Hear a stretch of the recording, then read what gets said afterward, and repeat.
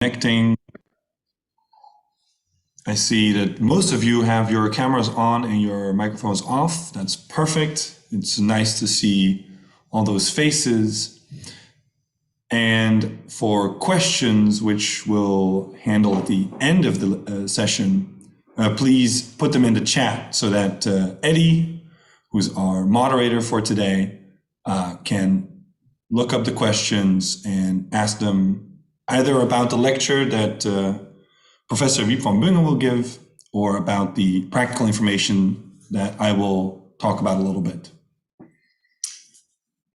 Let's see, how do I know if most of you have entered, or should we just start soon? Eddie, what do you think? Start soon? Okay, I'll just keep it really short because I don't want to keep Professor Wiep van Bungen for too long. He is the professor in the history of philosophy at our faculty. And he has a wonderful mini lecture. I also have one of his books in my presentation. He's actually, I think, one of the very interesting professors that we have that will say a little bit about his research, I think, or more general, maybe about history of philosophy in a more general sense. I see him shaking and nodding. And so he will have, I think, about 20-30 minutes of lecture, after which I will do a short presentation on the more practical side, the boring stuff, we might say, namely what it means to study philosophy, especially at the Erasmus School of Philosophy, and what it means for it to be a second degree. All right, so without further ado, Professor Wiep van Bungen. Hello, can you all hear me? Yes, I believe you can. Excellent, everything works. Well, as Jamie told you, I'm a professor in the history of philosophy. You may well wonder why they should ask a historian of philosophy to address you, for what I'm about to do is just a small lecture which may give you some idea of the kind of lectures that we'll be delivering once you join us. Now, when you study economics or law, medicine or sociology, you will learn, no doubt, something about the history of your discipline. If you're a historian, you will no doubt hear something about Max Weber. But when you're a physicist in training, I don't think that Boerhaave will be on your menu. Perhaps he'll be mentioned once or twice. But when you study philosophy, you will spend a considerable amount of your time studying the history of philosophy. It's, in fact, one of the peculiarities of philosophy as an academic pursuit, that it's constantly reflecting on its origins. Now, there are several reasons why this should be so, the most obvious one being that philosophers just happen to spend a lot of time thinking about the simple question what philosophy actually is, which means, of course, what it should be. Now, here in Rotterdam, we concentrate on the history of modern philosophy. Don't worry, we have experts on board on classical and medieval philosophy, but in our research, we focus on the history of modern philosophy, which of course raises the obvious question. What is modern philosophy? Or, to put it differently, when does modern philosophy actually start to come into its own? Now, when you put this question to philosophers, they will start looking for a point in the past, preferably to a philosopher, a specific philosopher living in the past, whose work they can still recognize as being modern. They'll be looking for an author with whom they share a common modern point of departure. Historians of philosophy, on the other hand, are interested in something completely different. They will want to find out when the very notion, the concept of modern philosophy first emerged, and how it came to replace what apparently at the time was conceived as pre-modern, or even old or old-fashioned philosophy. Now, the remarkable fact is that most philosophers and historians of philosophy seem to agree. You will soon find out that one of the most tantalizing aspects of philosophy is that, as a rule, philosophers find it very difficult to come to any kind of agreement. In fact, most of them prefer to disagree about an awful lot, and they're proud of it too. But in this particular case, it would seem we've succeeded in reaching some sort of agreement. But in this particular case, most philosophers, most historians of philosophy agree it was actually René Descartes, an early 17th century Frenchman living in the Dutch Republic, who invented our current notion of philosophical modernity. The far more interesting fact, meanwhile, is that philosophers and historians have very different reasons for arriving at this shared conclusion. And this difference tells us a lot about the specific nature of what historians of philosophy are actually doing and how they're doing it. Now, why do philosophers feel Descartes is indeed the father of modern philosophy? Now, the first argument is pretty obvious. They will no doubt point to Descartes' famous attack on the argument of authority. For centuries, or this is what you read in your average handbook, for centuries, philosophy and science in general had been held hostage to the immense authority bestowed by tradition on Aristotle.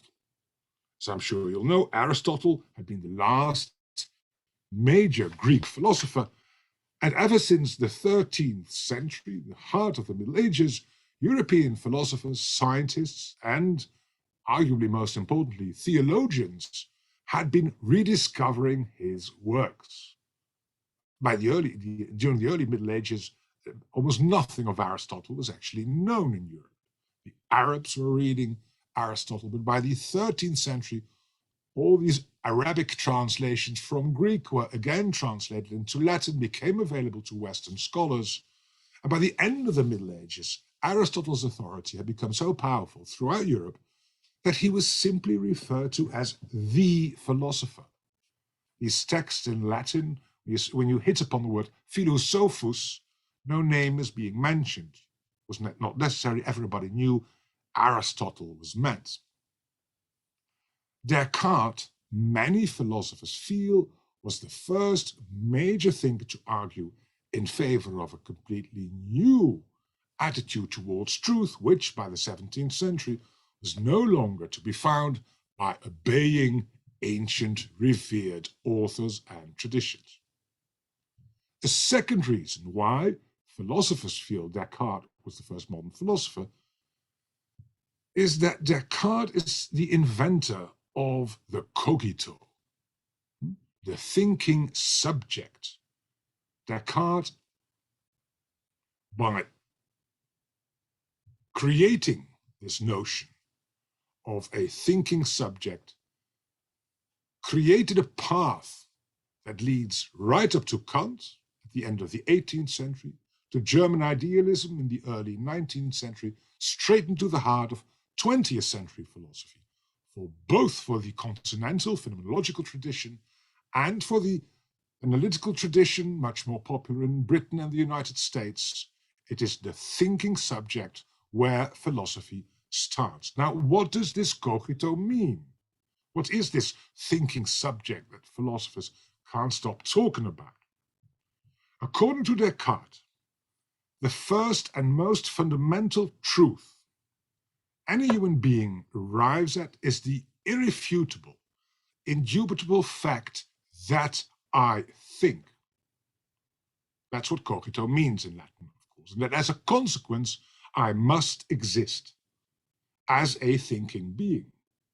For however much I may doubt whatever else I may be contemplating, this much is sure that even when I'm convinced I actually know nothing, or that there is reason for doubt about everything, I do know that I am thinking.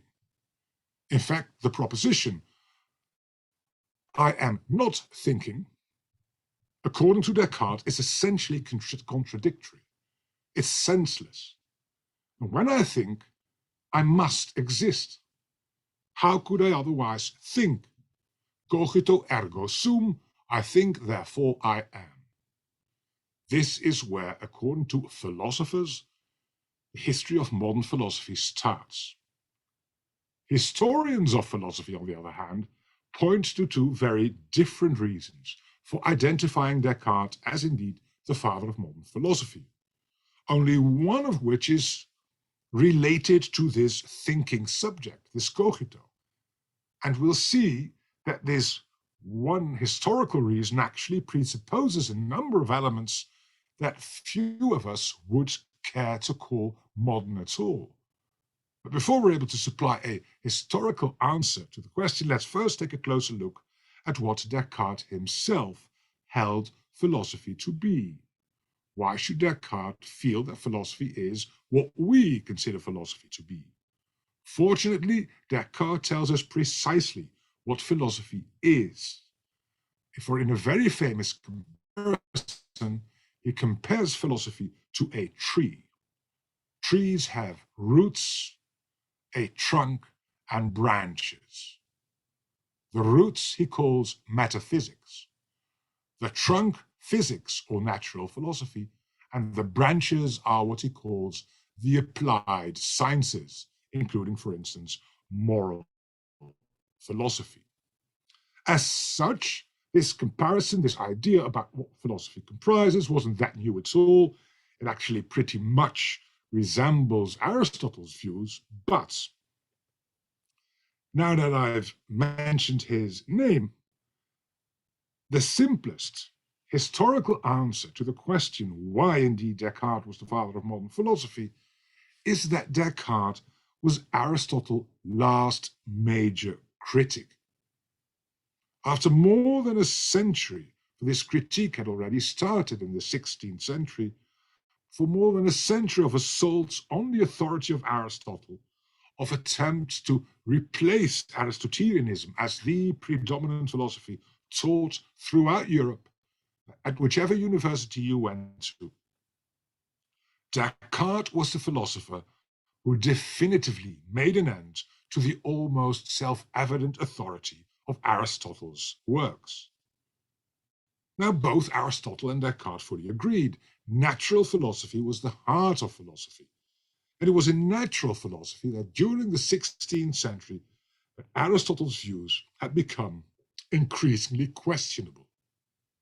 First, 1543, you all know the man's name, Copernicus, published his De Revolutionibus Orbium, demonstrating, and this was a major problem to all Aristotelian philosophers and scientists, that it's not the Earth which is at the center of the universe, but the sun, and that the Earth circles around the sun. This was completely at odds with Aristotle's metaphysics, for according to Aristotle, the Earth is the center of the cosmos. Second, you see throughout the 16th century increasing doubts about Aristotle's extremely complicated theory of causality. As you will find out once you join us, Aristotle differentiated between 4 different causes in order to explain natural movement. There were formal causes, final causes, material causes, efficient causes. Now, the natural scientists who were actually at work in the course of the 16th century gradually lost faith in this conceptual fabric. They only needed one cause, the efficient one. Another third concept of Aristotle that more or less evaporated in the face of these new developments in the natural sciences was the idea of a substantial form. By the end of the 16th century, some students in their dissertations actually started to make fun of these Aristotelian notions. And finally, the major problem the Aristotelian tradition was suffering from was that it had no connection between natural philosophy on the one hand and mathematics on the other. Aristotle had argued that natural philosophy and mathematics are essentially distinct, different subjects, Whereas, of course, the key to the huge success enjoyed by the new sciences that had started during the Renaissance was precisely the application of mathematics to natural phenomena. Now, what does Descartes do? Descartes comes up with an alternative to this huge, revered Aristotelian edifice. How? First, by embracing heliocentrism, by embracing Copernicus, Kepler, and Galilei. I mean, he was at the forefront of the latest developments in the natural sciences. Secondly, by creating a metaphysical distinction between two substances. The entire universe consists, according to Descartes, mind and matter, which has the huge advantage, I'll explain this to you when you join us in your first year, that you only need efficient causes. When you divide reality in mind and to matter, you are able to create what Descartes really wants to do, a mathematical natural philosophy. You are able to deal with natural phenomena in the way geometers deal with geometrical figures. So the first reason why historians of philosophy consider Descartes as the first truly modern philosopher is pretty straightforward. He came up with an alternative to Aristotle's natural philosophy that was much more in tune with 16th and 17th century findings. After Descartes, criticizing Aristotle became slightly obsolete, slightly old-fashioned. The work had been done. And I'm sure you'll agree, it makes perfect sense that modern philosophers are particularly interested in this specific reason to call Descartes the first modern philosopher, as today natural philosophy has developed into the natural sciences. Much of what Descartes is talking about, we no longer recognize as being part of philosophy. We call it physics. But there is a second, philosophically much more interesting reason why historians of philosophy feel Descartes was the first modern philosopher, which comes pretty close to the reason philosophers consider Descartes to be the starting point as well. Descartes did not come up with a highly innovative natural philosophy. Not only, he also formulated a revolutionary metaphysics. He had to, of course, because metaphysics were the root of the tree, which is philosophy. A metaphysics which helped to sustain his natural philosophy and which was widely perceived as having been successful in the conquering, the overcoming of the major intellectual challenge of the time. Now, what was the major intellectual challenge of the late 16th and early 17th century? It was the so-called skeptical crisis. In Descartes' day, many scholars and scientists were deeply worried about the so-called foundations of knowledge. And an increasing number of philosophers started wondering whether we could be sure about anything. Now that within a short span of time, so much had changed, all of a sudden, skepticism became extremely fashionable, very popular. Why? Where did this obsession with skepticism around 1600 come from? That's very, very obvious. First reason was, of course, the discovery of the world beyond Europe. The voyages of discovery had just taken place. All of a sudden, at the end of the Renaissance, the world expands in space. The world becomes much larger, which provoked a number of odd and sometimes pretty embarrassing questions. Are Indians human beings? Where did they come from? We don't read about Indians in the Bible, do we? The Greeks hadn't met any Indians. The Romans hadn't met any Indians. Where the hell do they come from? Next, of course, the debates become very unpleasant. Are we allowed to catch these Indians, and if so, sell them? You know the debate, huge debates. Luckily, the Pope by 1540 had declared that Indians are human beings, but it took a specific papal bull to declare this for a fact. Second reason why doubt becomes so popular the end of the 16th century is, of course, the rediscovery of hundreds, if not thousands, of ancient texts that had been unknown during the Middle Ages.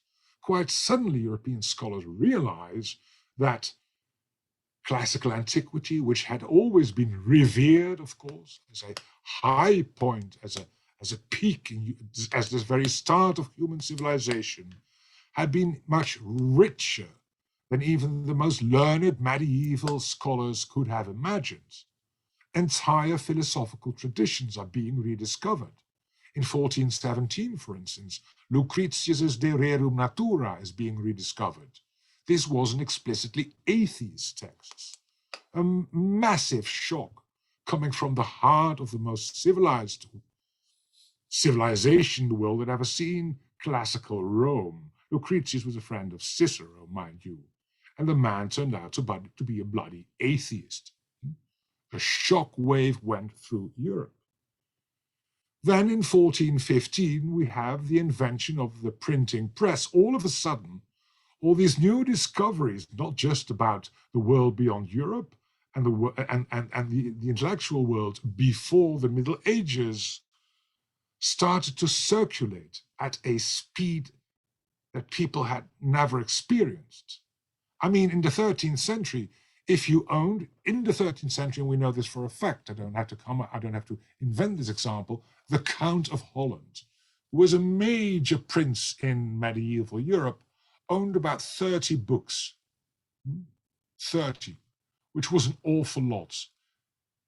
In the 15th century, you could buy for one major manuscript a house in Bruges, which at the time was one of the richest cities in Europe.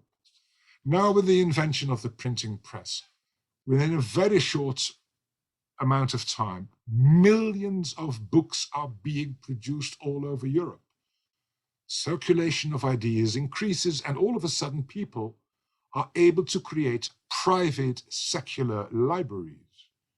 I mean, if you wanted to look for a book in the 14th century, you had to go to a monastery or a school attached to a cathedral. Or you had to be the Count of Holland. You were very lucky if you had 30 books. By the early 16th century, pretty common people could buy books all over Europe. This had immense consequences. And then in the early 16th century, something even more threatening happens, of course. We all know what I'm talking about. 1517. Oh, I see you're all on mute. You can't. Normally, this is, of course, what we call the interactive moment. In a lecture, you are supposed to jump up and, oh yes, 1517, Reformation, Martin Luther, 1905, thesis against the authority of the church. And the church breaks in two. All of a sudden, this is a completely new phenomenon. The question in Europe is no longer, are you a Christian or not? And of course you are supposed to be a Christian. The question becomes, what kind of Christian are you? You know the story.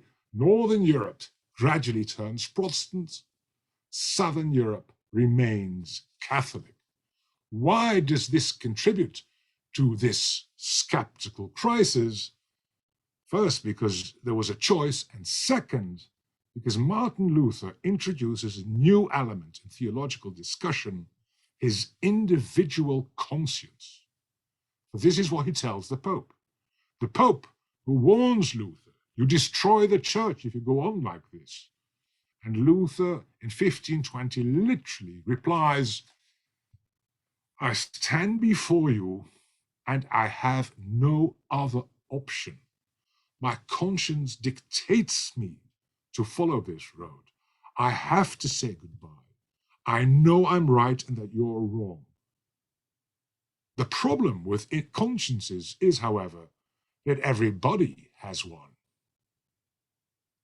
So this is a moment at which the individual claims his own authority against the apostolic tradition going back to Saint Peter himself. Now, a final element which also added to this growing popularity of skepticism was the scientific revolution itself.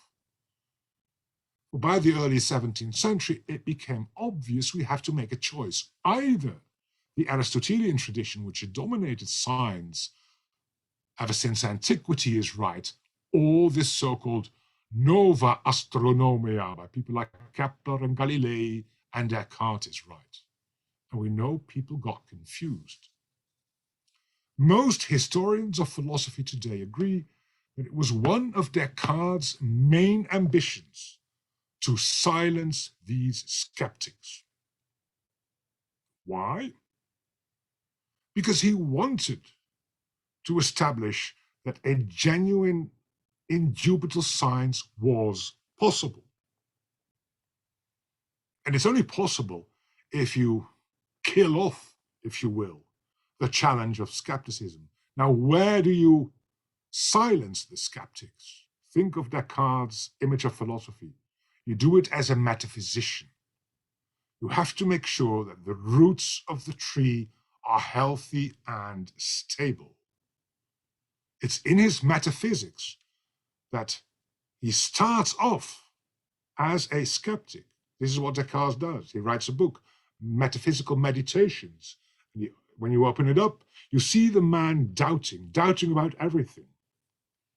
But as I told you already, he overcomes this doubt. How does he do so? We've seen this already. When I doubt, there's one thing that I cannot doubt, and that is that I doubt. The fact that I exist as a thinking being is established. It's contradictory to claim, I think, but I don't exist. That's the first truth that everybody who thinks about the skeptical challenge has to recognize. Once you start doubting, you think.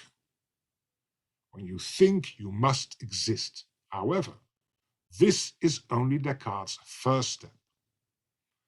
Having established beyond all reasonable doubt that I exist as a thinking being, cogito ergo sum, he subsequently demonstrates that as a consequence, God must exist. Why? Why? I mean, how on earth can you demonstrate the existence of God from the mere fact that you've established your own existence? Simple, Descartes tells us. Simple. Just consider the ideas that you have as a thinking being. We've established that we are thinking beings. Now, one of the ideas that everybody has, just give it a try, is the idea of what Descartes calls an ens summe perfectum, a most perfect being. And that's not what you see when you look in the mirror. An ens summe perfectum is something which lacks no perfection. It is something which owns all perfections. The very existence of this idea, and we all have it, just give it a try, you can think of a most perfect being, establishes that God has to exist for two reasons. The most simple one being, existence is more perfect than non-existence. It is more perfect to exist than not to exist. As a consequence, God as most perfect being must exist. What kind of perfection would he have if he didn't exist? He must exist. Second, God must exist for the simple reason that I have an idea of a most perfect being. I have this idea, and this idea must have a cause. everything which exists must have a cause. Only God has no cause other than himself. That's why we call him causa sui, his own cause. But otherwise, everything which exists must have a cause. Now, it's obvious that I cannot be the cause of the idea of a most perfect being. For I am obviously a very imperfect being. I make mistakes all the time, and I am finite. I am sure that I will die. I am not a perfect being. There must be a perfect cause for the idea I have of a most perfect being. In fact, this cause must be just as perfect as the idea that I have of a most perfect being. There can only be one reason, one cause for this idea, that is God himself. So if I have an idea of an ens summe perfectum, this ens summe perfectum must exist. Not just because it is more perfect to exist than not to exist, but also because he is the only cause able to cause me having his idea. Now, having established that I exist, that God exists, Descartes gets more and more happy. You see this when you read his metaphysical meditations. Why? Because now he is about to deliver his mortal blow to skepticism. Because knowing that God exists allows you to trust your clear and distinct ideas. If I know with the same clarity that a mathematician knows that something is true, God will not allow me to be deceived. Why? Because God is good. It's obviously more perfect to be good than to be bad. God exists. As a consequence, he must be good. And as a consequence, he will not allow me, his creature, to be deceived. Which means that I can trust my, I would say, perfect intuitions, the things that I know to be true. Let's say the most fundamental laws of mathematics and nature. They are trustworthy because God will not deceive me. Now, I know it may seem strange to situate the origins, the very incipients of modern philosophy and arguments for the existence and the benevolence of God.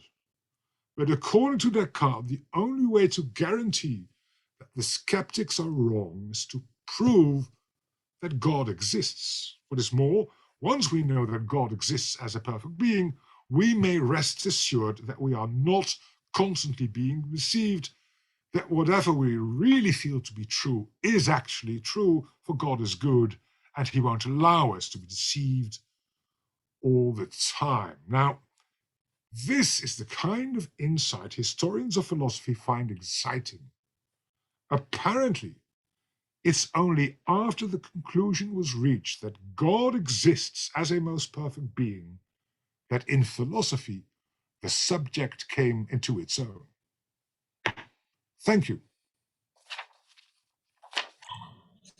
All right, thank you very much, Professor V. van Bunge. I guess, given the professor being a football fan, he has to leave very soon. Maybe we can squeeze in a tiny little question if somebody has a question. I'm relying here on Eddie to monitor any possible questions in the chat. If not, I mean, this could be obviously a compliment as well. Namely, it was so clear that there were no questions, but maybe there's one. Jamie, yeah, got a question from Sinclair White. He asks, what is the ontological status of history?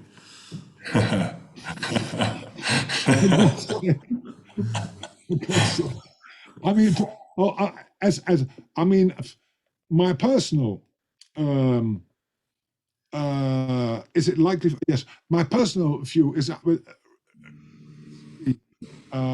but this is a personal perception. It's very simple. I mean, and I must admit, to my great surprise, I never expected this. Over the last few weeks, I've been reading a lot of Derrida, a French postmodern philosopher whom I never liked, not really. But he, in this particular element, I did like. I think this: there is no past. Let's face it, the past is gone. There is no past. All there is the now. Perhaps the future, we don't know, but possibly, likely, I would say. For if there were no future, why should we do anything at all? But there is no, it's gone. There are relics of the past. There are all sorts of things that make it obvious that something was there before us. We find stuff. Viking hordes, Greek temples. But it only becomes history once we start talking about it. There is a thing called the past, but there's only history once we are involved, once we start telling stories, once we start interpreting it. So the ontological status of history in that sense is it's completely, in a very radical way, our creation. When we don't discuss the past, it's precisely, I mean, it's said that there is no past. So the ontological status, it's our creation. This is, of course, why this is precisely why it's the subject of infinite debate and constant discussion. There is no past. There is only written history. Is that an answer?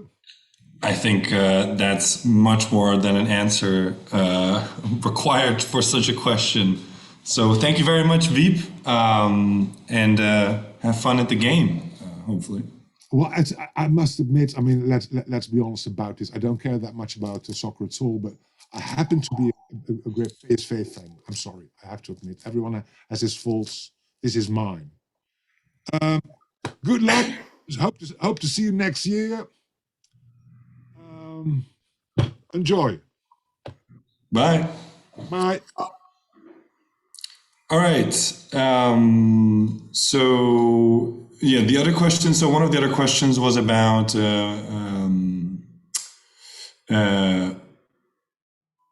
likely for us to have offline lectures. Well, we've just arrived at the less fun part, namely stuff like this. What kind of lectures do you get? What does the program at the Erasmus School of Philosophy look like? And I will share a little bit of a presentation, and then maybe we can go into some of these other questions. I mean, it was a highly advanced question. It was very funny. The ontological status of history, the ontology is the study of being. So it was a question, what kind of being does history have? Or in another sense, in what way does history exist? And so Wiep van Bunge actually gave, I think, a very thoughtful answer, namely, it only exists insofar as we discuss it still. All right, let me share my screen. And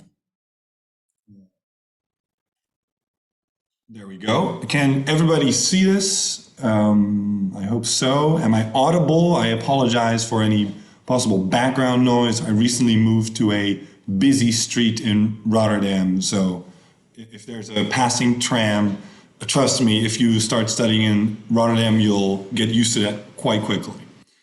All right, so welcome to the Philosophy of a Specific Discipline Practical Information session, or part of the session. First thing you probably need to know is that this is concerning a second degree, meaning that if you decide to study hopefully at the Erasmus University Rotterdam, you would first have to obtain the first year of a different degree, say economics or sociology, before you can enter and participate in this program. This is an addition to our normal bachelor program, you might say. We also offer a full-time philosophy degree, but this is for students who want to study philosophy, but also want to study another discipline. It happens all too often, I would say. We have a majority of our students who study philosophy as a second degree. All right, so who am I? My name is Jamie. I am a PhD here in political philosophy and its history. Wiep van Bunge is actually one of my supervisors, together with political philosopher Gijs van Oene. So I work with them quite closely and with much joy, I have to say. So today, I want to discuss a few things. Before I do so, I want to quickly mention that this meeting is being recorded. However, you will be blurred, so no worries. Obviously, we respect privacy. So today, we have three elements in the Aristotelian three-act structure. The setup, what is philosophy? Well, we already had some taste, but I wanted to say nonetheless something about the field of philosophy in a broader sense. The confrontation, namely, if your interest is piqued, what it means to study philosophy, how that works. And finally, the resolution, namely, obviously, studying a philosophy of a second or a specific discipline, a philosophy as a second degree. And afterwards, we have a Q&A with some time for questions concerning the program, or even some philosophy if there's desire to do so. All right, so first, what is philosophy? Well, the first image I think that many of us have with philosophy is this. Old white men. In the center, we have, on the one hand, Plato pointing upwards, and next to him, Aristotle with his hand downwards. This is a painting by Raphael called The School of Athens, painted, I believe, in from between 1509 and 1511. And they depict two major currents in philosophy, namely, on the one hand, Aristotelian materialism, namely to study everything that is on the earth or in sight around you through your senses. And on the other hand, Plato and his Platonistic idealism, namely to study ideas, thoughts, concepts. So basically, the twofold character of being that Wiep van Bunge already talked about with regard to Descartes, right? The thinking substance and the material. But obviously, philosophy is more than this. I would say that this is an idealized version of philosophy for some in the past, but it is no longer this restrained, or although, we might say that philosophy used to be a very general field and now it's more focused, more specialized, but at the same time, there is still so much in it, even maybe only more specified. So we can make a kind of an arbitrary, but still often used distinction between theoretical, practical, and historical, or history of philosophy. Theoretical philosophy talks about questions such as ontology. What does it mean for something to be? What is the status of something? But it also talks about epistemology. So how do we know what we know? By what means do we know these things? And how do we know them to be true? But these are theoretical questions about knowledge in a broader sense or about being in a broad sense. But there's also philosophy that talks in a very practical sense. Namely, practical as meaning relating to earth, relating to action, relating to doing things. And practical philosophy, for instance, entails not just political philosophy, but also ethics. And in this specific sense, I put up a book title for each of these branches. And here for practical, I've put up Bruno Latour, a French philosopher who, especially over the last few years, has talked a lot about climate change. This book, Face à Gaia, or Facing Gaia in English, is about how to deal with our changing relation to the world, to the earth, and the earth changing climate. So what does it require of us to do? For instance, how should we act in the face of disaster, namely facing Gaia? And finally, I put up a book by Wie van Bingen, as I already said, De Nederlandse Republiek, Spinoza en de Radicale Verlichting.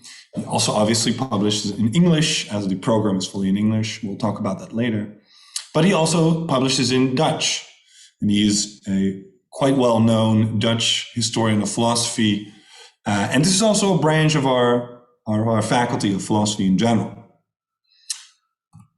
So if you have so many branches of philosophy, what does philosophy do? How can we still see something as philosophical, even though it has multiple objects, subjects, and ways of dissecting things? Well, it is precisely in this sense that we can say that philosophy can be applied to any object or subject of research, and that it does exactly that, dissect, namely to cut through and criticize other academic disciplines. I mean, I would say even life itself, right, as a research object, but especially I would say looking at other academic disciplines and their ground assumptions, right? I mean, Foucault has called philosophy the thinking of thinking. And if you think about rigid thinking as academic disciplines, as ways of understanding the world, philosophy is exactly that discipline which cuts through those, which tries to investigate those. And so at the same time, philosophy is not restricted to a specific time or place. We had philosophy, obviously, in ancient Greece. We have philosophy now. We have philosophy in Europe. We have philosophy in Asia, in the Americas, and so on. In fact, we might say that, especially as of the last maybe 100, 150 years, there is a rise in philosophies coming from other places than Europe, exactly to show other positions in the world apart from the European one. And finally, it's not operative through a specific method, by which I meant to say or want to say something like, philosophizing does not occur in the same sense with everyone. First of all, philosophers love to disagree. I would say that it's very hard to find two philosophers agree on anything. At the same time, they do so, they investigate these other disciplines or subjects or objects of research in various methods, various ways. It's not set in stone, the kind of method you use to investigate something like, for instance, in other academic disciplines, say sociology or other disciplines such as law, in which you have very specific methods and means of examining things and the rationalization or the responsibility you have as an academic to express that. Philosophy uses very different methods. Even on those things, philosophers cannot agree. So what does studying philosophy entail? And here we start moving a little bit towards the faculty itself. I think we can make something like this distinction between three aspects that come to the fore in studying philosophy. Namely, first, academic skills, and at our faculty, we've developed an extensive academic skills line, basically a kind of pathway to develop these specific skills, such as close reading, meaning reading a text very carefully, summarizing these texts, very important for any philosopher to understand and reproduce the core of any other text, obviously, writing essays, of which summarizing might be a part, but you also develop your own thoughts, your own arguments. And finally, to debate or present those thoughts. So to talk about the arguments you have developed, talk about the readings you've done, and what you understood from it. And the second point, knowledge, as a kind of in-between between maybe reflection and skills, namely knowledge to know of specific events, to know of specific arguments and logical reasoning, such as Wie van Bingen already displayed with Descartes' argument it is helpful to understand what others have thought before you, for instance. So to know of these arguments and reasons. But also, and I think this is a very interesting philosophical method, history and its alternatives. There is such a thing called thought experiments in philosophy. So you don't only look at the historical setting as this kind of ground for thoughts and arguments, but you also try to come up with something like counterfactuals, alternatives to our existing contemporary condition. Namely, you investigate those ideas that you wish to follow through in a hypothetical situation. Now, third, and what this especially leads to in our faculty is reflection on the concepts and other underpinnings of academic disciplines. Namely, if we look at economics, for instance, for over a while now, one of the core concepts there has been the homo economicus, or the rational actor. Meaning that in economics, we have to assume to a certain extent, as an idealization, that human beings act in a rational way. And it is partly through philosophy that a critique has emerged on this notion of humans acting rationally all the time. In fact, we might even say that humans barely act rationally. That it is quite difficult for humans to act rationally because we are also passionate beings. And then if we look at philosophy, there's a ton of arguments in which you can relate these two aspects of human beings. And so from that framework, you can criticize these disciplines. So to now really zoom in on the second degree and our Erasmus School of Philosophy, there are 4 research themes that are present at our school: theoretical philosophy, history of philosophy, and practical philosophy. I've already treated a little bit. And I think that's something special and relatively unique to our school is what is called philosophy of man and culture. In a sense, you could say it's a split off or a kind of a different categorization that entails elements from theoretical philosophy and practical philosophy and history of philosophy in its own way, namely aimed at the question, what is man and what is culture and how do we deal with that? What does it do for us? And so there are courses tied to each of these research themes. The examples I put up is thought experiments, which I just talked about already. Early Enlightenment, a course taught by Professor Wiep van Bunge, Essential Contemporary Challenges, and Quest for Man. So the literal quest for what it means to be humanity. All right, so here is a breakdown of the program. In the second degree, or the second bachelor philosophy of a specific discipline, you have 30 European credits of introduction courses. Courses such as the Early Enlightenment, which give you a kind of a sense of what philosophy entails, especially here at our faculty. Then you have 33.75 EC of advanced courses. In these courses, we go into depth on some of these philosophical themes, and we especially focus on the academic skills that I've discussed already. Then third, whereas the introduction courses and the advanced courses are bigger groups of students from all kinds of disciplines sitting together to follow lectures and tutorials, the philosophy of a specific EOR discipline, a specific set of courses, are aimed at the cross-section between your discipline and philosophy. So for instance, if you study law, there are specific courses that treat the philosophy of law. So you have a course like Law Inside Out, in which you specifically look at those underpinnings of legal theory. And finally, we have 11.25 EC of the bachelor thesis, a relatively open investigation that you can use to form your own ideas and thoughts, especially aimed at the cross-section between your academic discipline and philosophy. And again, example of block 1 is that you would have basically 2 courses in the same time slot, so Early Enlightenment and Contemporary Challenges, and on the other hand, Quest from N1 and Thought Experiments. But I'll get to a better diagram of this later. So what would a normal week look like? Well, given that there are 2 courses offered at the same time, this would mean that there are for each course, 2 lectures and an option to do a tutorial. We have multiple options for tutorials to accommodate especially those students who are very busy, not just with another academic discipline, but with jobs or other athletics, for instance, other responsibilities.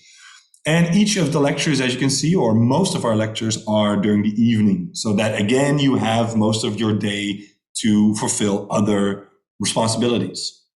So here you can see an alternating schedule. Lecture A or the lecture for course A would be on a Monday and on a Wednesday, and the lecture for course B would be on a Tuesday and a Thursday. And you can select each of the options, so the optional tutorials on Wednesday or Thursday for B, and on Thursday and Friday for A. Now, just to quickly sum up some of the facts, the program is 180 European credits, of which 90 European credits in philosophy. So the total course load is 90 European credits. One of the things that we've done is we've figured or tried to think about, well, there are things that you learn in your other academic discipline that are helpful in studying philosophy or studying in general. So the 60 European credits that you gain by first doing your first year mean that you start the second year already having 60 European credits. Now, there are other overlaps between that academic discipline and the second bachelor, which kind of give you some leeway or dispensation, we might say. And therefore, we offer you 90 European credits in stone cold philosophy. The program is fully in English. You can still write exams in Dutch, but all courses and course materials are in English. As I said already, lecture mostly in the evening, except for some of the courses such as the philosophy of the specific EUR discipline courses. It's a flexible program. At the same time, if you have, for instance, trouble with your other academic discipline, don't hesitate to contact our study advisor, for instance, and there will always be opportunities to work around, say, obstacles or courses. So we say that you get 2 degrees in 4 years, and the degree is a Bachelor of Arts. All right, so this is actually probably the most informative schedule. Namely, these are the courses that are in the double degree or the second degree, save for those courses that are philosophy of a specific EUR discipline. As you can see in the green section, the curriculum for that is on EUR, the website. So as you can see, we have in block 1, and we've kind of put in years here, which I think I have to explain a little bit. So year 1 here is actually your second year at university, right? The first year you cannot enter this program. So when you're in your second year of university, you can enter this program. And it's our kind of idea that you pick up courses in philosophy alongside your main academic discipline. And that we say you can get 2 degrees in 4 years because if you take on extra courses of philosophy throughout the remaining 2 years of your main discipline, it would only take you a single extra year, so a single 4th year, in which you kind of collect the remaining courses for philosophy, do your bachelor thesis. Now, again, these schedules are not set in stone. You can talk to our study advisor for optimizing the schedule for your personal needs. You don't have to take the courses in 1 year, or you don't even need to take a set amount of courses per year. There's no minimum European credits required. These courses are simply taught in a time slot, and it is up to you whether or not you take that course at that time. So you could even say for the first year, I only take the top layer, so only early enlightenment, quest from N1 to legal philosophy and so on. Or you could even say, I'm feeling quite good about this. I can do it in 2 years, I can take Early Enlightenment, Contemporary Challenges, and Foundations of Philosophy in the first block already. Now, each block is consistent of 2 courses, as you can see, with each course having 4 weeks of lectures and 1 week for the exam. So that's a 5-week course and a 10-week block. In between blocks, usually there's a little break. The bachelor thesis, we recommend you start with only a few courses left open, and you can even hand it in then, because it is very useful to first look at all of the different elements that philosophy provides, the different courses, the different subjects, before you really start to kind of specialize and make your own argument. Usually to discuss something that really keeps you, well, I wouldn't say awake at night, but engaged, something that you really want to figure out, really want to argue about. All right, so that was shortly the program. If you want more information, check out our socials. And we also have a system called UniBuddy, which means that you can get into direct contact with one of our students. Check out the link, and you can ask any question there about workload, about what it means to study, how to combine it with other academic disciplines, or even with, say, a job. Okay, that was my presentation. So I think I should stop share unless maybe people have questions on slides specifically. So Eddie, I don't know if you are. Yes, thank you, Jamie. We've got quite a few questions. Also regarding the lecture given by Weep, so I'll pass them on for the ones that are actually going to follow those lectures. Let me see. Emma Fool asks, I'm already my master. Can I still join this program? Short answer, yes. You can. I joined. There was a predecessor of this program. Obviously, this is an updated and very well constructed program. But there was an option several years ago to do something similar, and I did that actually basically at the end of my master's program. So I studied philosophy after basically being done with my main discipline, and I have to say I never regretted it since. So I would highly recommend it if you are interested in this. Yeah. All right. We've got a question by Echo and Yara, and they ask, say I start this study in my second year of my primary bachelor. Is it possible to take a gap year after I finish my primary bachelor and then continue the final year of philosophy? Yes. My master. Very much so. According, or as suiting philosophers, your grades will. Here's the thing: why do you have grades that expire, basically? Right? Why do other academic disciplines think that if you've done a course, say 3 or 4 years ago, these credits kind of expire? It's because especially in more practical academic disciplines, you have to stay really relevant in the sense that there's always these new trends and new arguments and new concepts, and you have to stay really recent for something to work. Philosophy obviously is not like that at all. In philosophy, the material is very different, and there's no expiration date on, say, studying Descartes.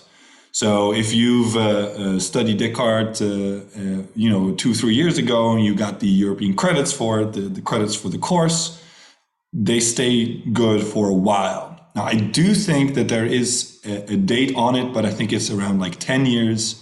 So you can definitely take a single year off for a gap year, or even a little bit more time if you need to. I recommend usually taking your time with these things because they are so engaging. They're very interesting, and usually you need a little bit of time for something to really, hit you, for something to really kind of click. So I think a gap year is an excellent idea. I think exchanges are usually also really good ideas, and I highly recommend doing those.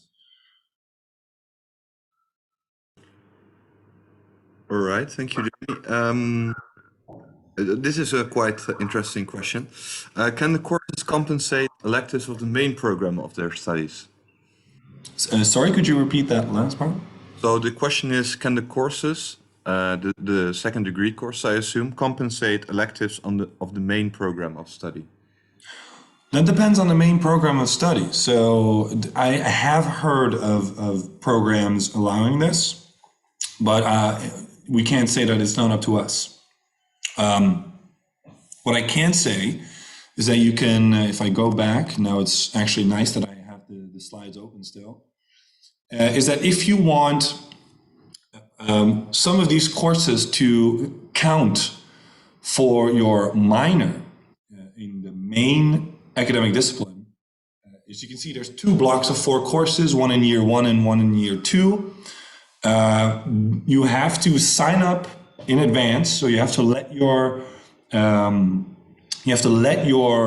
faculty, your main faculty, the faculty of your main academic discipline, know in advance, and then you can use the set of 4 courses as a minor in philosophy. So that would count towards your main discipline. All right. Sophie asks, is it possible to enroll in the double degree major when you are doing your bachelor at another Dutch university? It is actually. I would say that it's less common than students studying at the Erasmus University.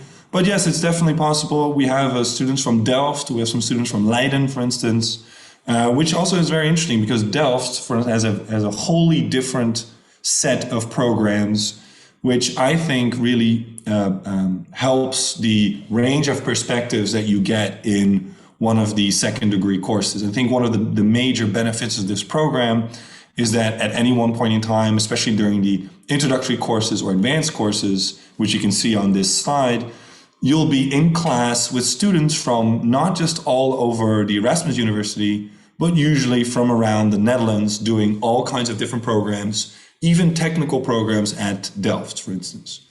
And it's very interesting to see, for instance, what a student of medicine or a student of law has to say about the same subject coming from vastly different perspectives. All right, we've got another question from Echo and Yara. Is environmental change or sustainability one of the specific disciplines? And I assume they mean courses, so if that's wrong, please correct me. So yes, I mean it's not one of the, well, it's connected to 2 of our research themes, very much connected to 2 of our research themes, and courses such as contemporary challenges, but also the quest for man and eco-philosophy directly tackle ecological thought. Also in social and political philosophy, we talk about, ecological movements, how they operate in democracy. And contemporary challenges, obviously, is one of the big points in our lives now, is how do we deal with the changing climate, not just in a natural physical sense, but also in the political sense. And eco-philosophy is actually directly tied to the types of thinking, to investigate the types of thinking that were at the basis of our contemporary ecological crises. Obviously, if you think about how decisions are made, if you think about how we've thought about things in the world, a certain type of thinking has led us to maybe not acknowledge or kind of, almost let our climate change beyond repair. And so in eco-philosophy, we specifically try to investigate what is the kind of thinking that led to this and what is required for us to break away from it.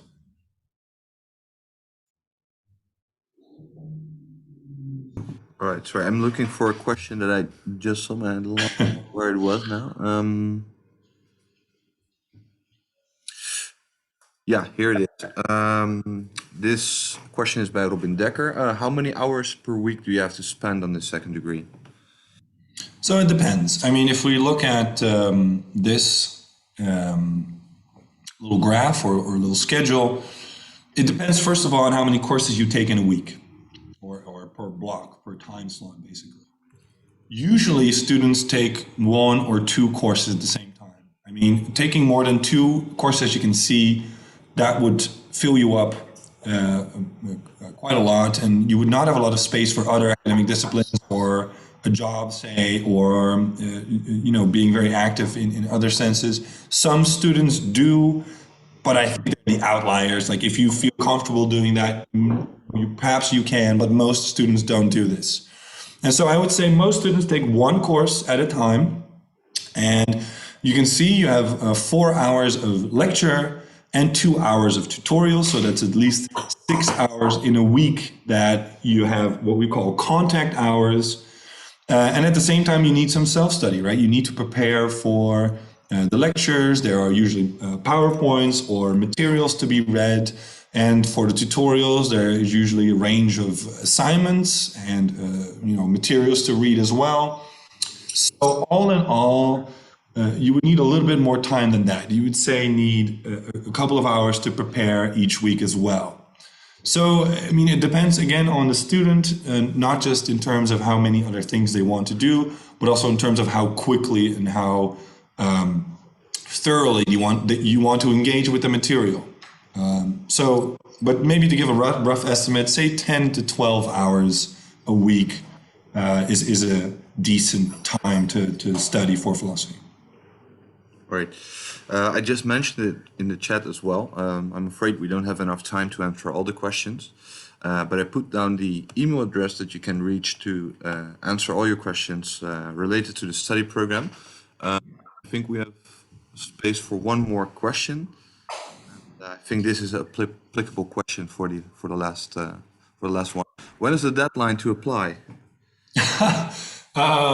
So given that to apply, you need to already be registered as a student, it's basically the last week of August. So that's, I think, quite nice to know. You have quite some time still to think about it. And the real trouble with registering for these programs is usually to get somebody registered as a student in general. So if you're already registered as a student, it's actually a lot easier. You already have a student number, for instance. So basically the last week of August. However, at the same time, just because you can wait this long doesn't mean you should. If you want to be sure that you don't miss anything from the get-go, I would just sign up whenever you feel convinced about the program, whenever you think philosophy is a good idea. Just go for it. It's a lot easier than you might expect. All right, I think it's time, Jamie. All right. I think we should round up. Sure, I'll stop share. So I hope you all had a good time, honestly, and enjoyed the information. And hopefully we get to see you next year or later on. And I hope you enjoy philosophy. Thank you very much. Goodbye.